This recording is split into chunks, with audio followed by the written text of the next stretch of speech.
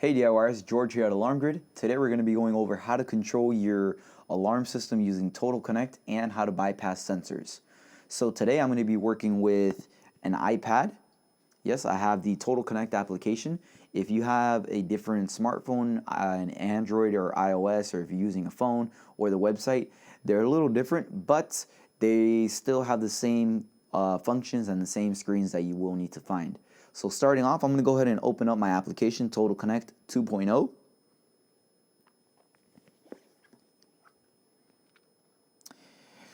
Once you do open up the app, it will ask you for your username and your password. You want to make sure that you put that information in correctly. If you have forgotten it, there is a forgot password on there that you can actually use, or you can contact your monitoring company and they should be able to push that through over to you as well. So I'm going to open up the application and it takes me to my main screen. I have the L7000 today is what we're going to be working with. You can see it up on the wall. We have one motion detector learned into it. That's the one that we're going to be bypassing, and I'm going to go over that, how to do that real quick. So when you first log in, it's going to take you to your main screen. The main screen is going to have the panel status. It's going to have arm away, arm stay. It's going to have your weather forecast if you have that enabled, and it'll show you your events at the very top or at the very bottom depending what device you're using. So to start off, you'll see that the system says disarmed. You can actually arm away or arm stay using the app. As long as the user codes are synced, that should be able to arm the system no problem at all. So I'm going to go ahead and do an arm away, and you're going to see on the L7000 it's going to start arming away. It's going to start arming. It's going to take a little bit for the connection to go through. The signals need to go from Total Connect to AlarmNet back to the panel. Yeah, so now you're going to see the L7000 is arming away. It gives you your exit delay.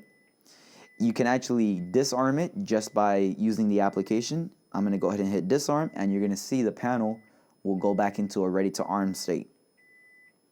It'll say disarming. The panel stops beeping the exit delay, and the panel now shows ready to arm. Again, arm stay would work the same way. Now, if you guys want to bypass sensors, all you need to do is you see on the main screen to the left-hand side, there's going to be a sensors button on that green bar. Once I hit sensors, it's going to bring up every sensor that I have learned into the panel. Now, if you have some sensors learning as resident monitor, garage monitor, or some other device type that is not interior follower or door window contact, those will not be able to be bypassed. So if you see here, it'll have my zone number. I have the motion alert into zone 2 on the left hand side, and it'll show the description what I have. It'll say motion sensor. I didn't describe it right. I just wanted to have it programmed in. I'm going to go ahead and check it. So you'll see the blue circle on to the right hand side. It'll turn into a check mark, and then if you look at the bottom right, you'll see that there's a bypass option. Once I hit bypass, it'll send the request down through Total Connect, and then it'll confirm once the sensor has been bypassed. Just hit OK to confirm, and then we're just going to go ahead and hit the back to go back to the main screen. Now, if you wanted to make sure that the sensor was bypassed, you can go to the events, and you'll see on today's events, it'll say sensor 2, the motion sensor has been bypassed.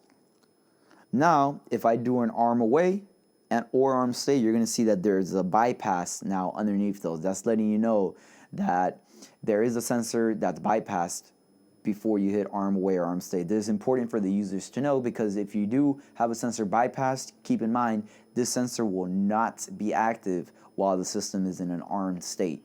So that means if you bypass your front door and someone breaks in through that front door while the system is armed, then there's no alarm that's going to be going off because the front door is bypassed. The system basically ignores any signals coming from that sensor.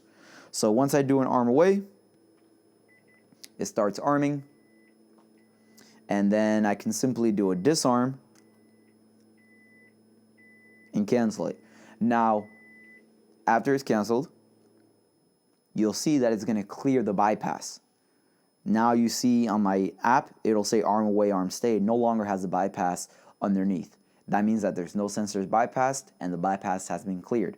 Whenever you guys disarm the system, or whenever you guys enter in the master code and clear the system, if you're on a wired panel and you enter in your master code and then 1, or a standard user code and you hit 1, if there's any disarm that's done, that bypass sensor will no longer be bypassed.